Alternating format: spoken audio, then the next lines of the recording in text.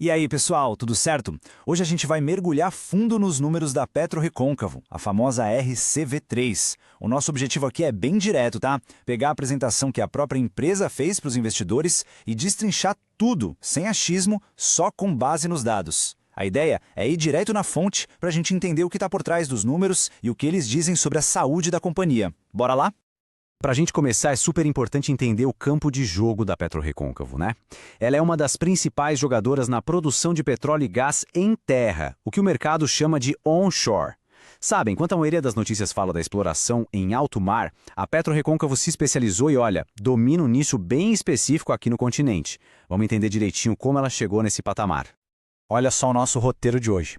A gente vai passar por, primeiro, quem é a PetroRecôncavo.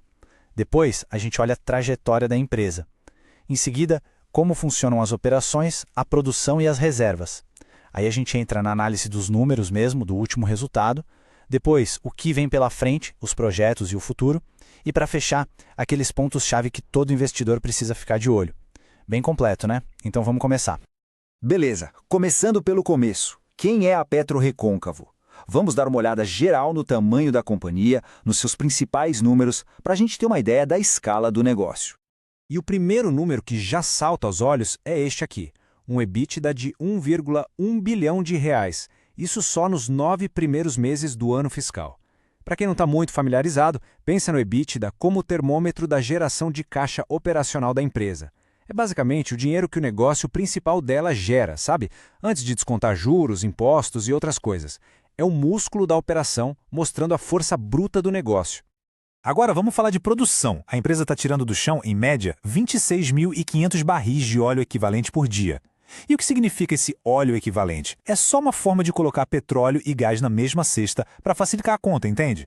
E é exatamente esse volume diário que, no fim do dia, se transforma em receita para a companhia. Beleza, isso é o que ela produz hoje. Mas e o futuro? Bom, aí a gente olha para as reservas. São 183,8 milhões de barris de óleo equivalente em reservas 2P. O que é 2P? São as reservas provadas mais as prováveis. Pensa nisso como o estoque da empresa, só que debaixo da terra, já certificado. É isso que garante que a produção vai continuar rodando por muitos e muitos anos. É, sem dúvida, um pilar fundamental para pensar no longo prazo da PetroRecôncavo.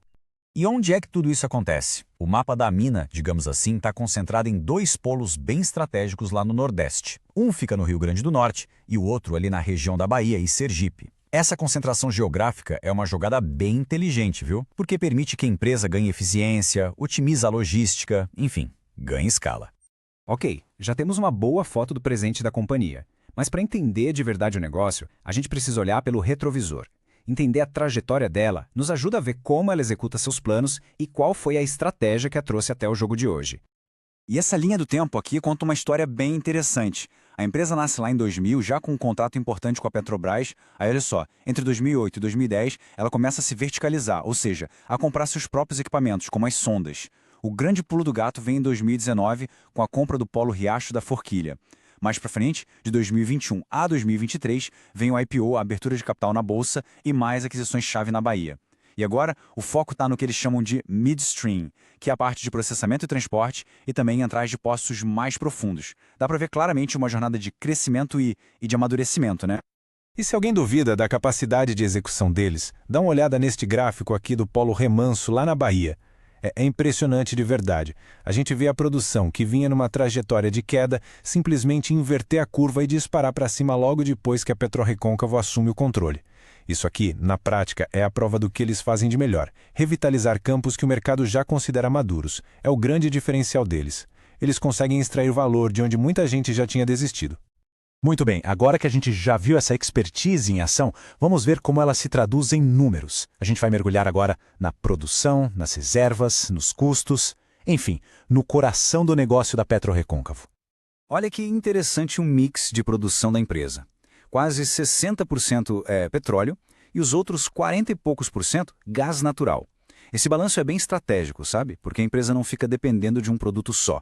Ela diversifica a receita e fica exposta a mercados com dinâmicas de preço diferentes. Se um cai, o outro pode segurar as pontas. É uma proteção. Agora, atenção para um dos indicadores mais importantes, talvez o mais importante para uma petroleira: o Índice de Reposição de Reservas, o RR. O da PetroRecôncavo é de 1,7. O que isso quer dizer na prática? Que para cada barril que ela tirou da terra, ela conseguiu encontrar e certificar 1,7 barris novos. Gente, qualquer número acima de 1 já é considerado ótimo, porque significa que a empresa não está só consumindo seu estoque, ela está aumentando. Isso é sinônimo de longevidade. Ok, ela encontra mais óleo do que produz, mas a que custo?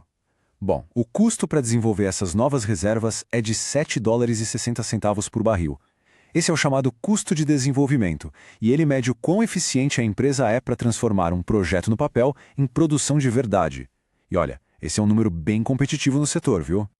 Esse gráfico aqui é um verdadeiro mapa do futuro. É muito legal. Ele projeta a produção da empresa lá para frente, até 2052, só com base no que ela já tem de reserva certificada. Essa parte verde mais escura é a produção que já vem das reservas que estão em desenvolvimento. As partes mais claras são potencial que ainda vai ser explorado. O que a gente vê aqui? Um pico de produção nos próximos anos e, depois, uma queda natural, o que é esperado. O grande desafio da empresa, e é aqui que mora o valor, é continuar achando novas reservas para empurrar essa curva para cima e para a direita, estendendo a vida útil da produção. Tudo bem, a operação parece redonda. Mas e o financeiro? Uma boa operação tem que se traduzir em bons resultados no balanço, certo?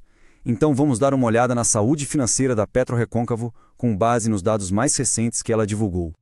Então, vamos lá, um raio-x financeiro. Receita líquida de 2,5 bilhões de reais. O EBITDA de 1 bilhão e 100 que a gente já comentou. E aqui, geração de caixa livre de 183 milhões. O que é a caixa livre? É o dinheiro que sobra de verdade no bolso da empresa depois que ela pagou todas as contas e fez todos os investimentos necessários para continuar crescendo. É o dinheiro que pode ir para os acionistas ou para abater dívida. Falando em dívida, a dívida líquida está em 1,5 bilhão, o que dá uma alavancagem de uma vez o EBITDA. Para uma empresa desse setor, esse nível de endividamento é considerado bem tranquilo, está totalmente sob controle. Bom, vamos fazer uma pequena pausa aqui. Para quem está sempre buscando aprender mais e investir com mais segurança, eu preparei uma seleção especial de livros que considero obrigatórios e deixei o link aqui embaixo na descrição. Dá uma conferida lá depois. E claro, se essa análise está ajudando a clarear as coisas, não esquece de se inscrever no canal, deixar aquele like e comentar.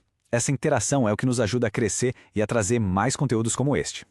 Beleza, pessoal? De volta à nossa análise.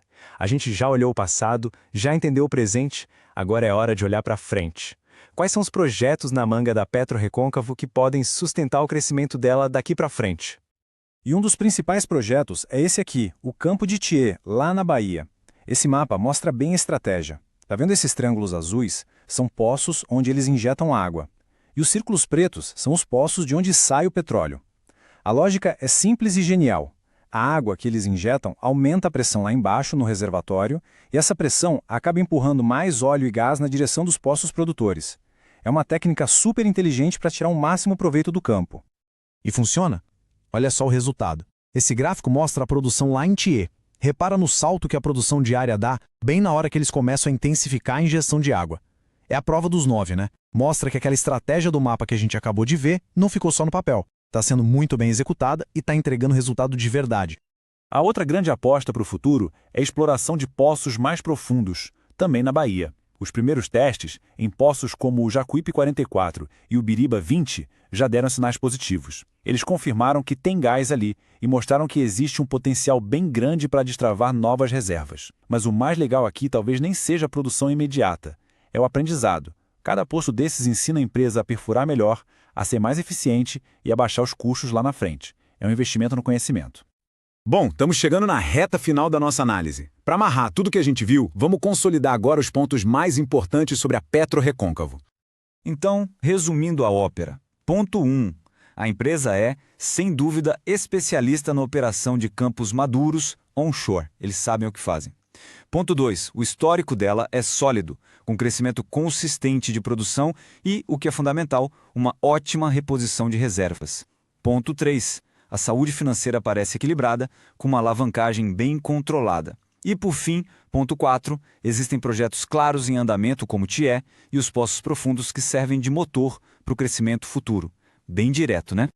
E para a gente fechar, fica aqui uma reflexão. Olhando para todos esses dados que vieram direto da própria empresa, fica a pergunta: como quem investe deve enxergar o futuro da produção onshore aqui no Brasil? O que a gente viu aqui foi um caso de uma empresa que mostra eficiência e uma trajetória de crescimento. Mas, como sempre digo, a conclusão final é de cada um, depende da sua própria análise e do seu perfil. Eu espero de verdade que essa nossa análise tenha ajudado a trazer mais clareza sobre a companhia. Muito obrigado pela companhia e a gente se vê na próxima.